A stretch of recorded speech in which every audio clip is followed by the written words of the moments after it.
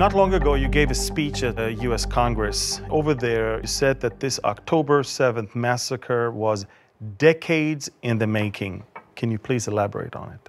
Precisely. I looked at two aspects, both the Arab-Palestinian side and the global response, and both of them have been decades in the making. So the Arab-Palestinian issue we kind of already discussed.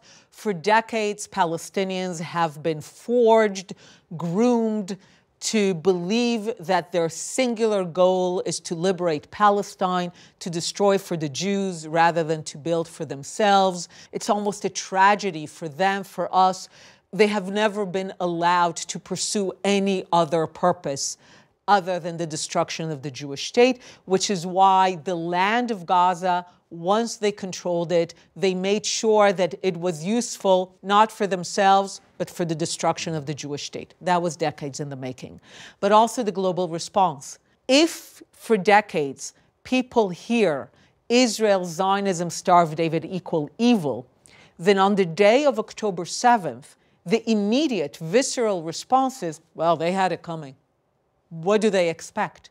And it's only gotten stronger and stronger ever since. So October 7th is the day when you see everything come together.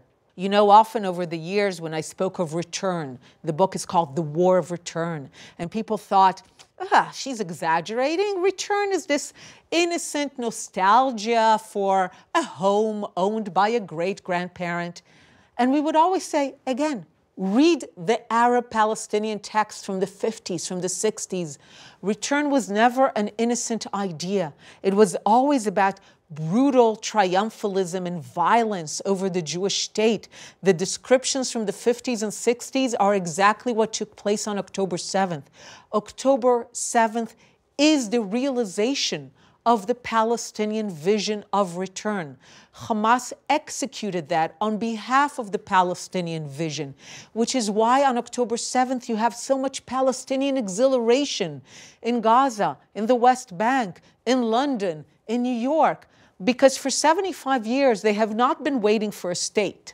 For 75 years they have been waiting for return.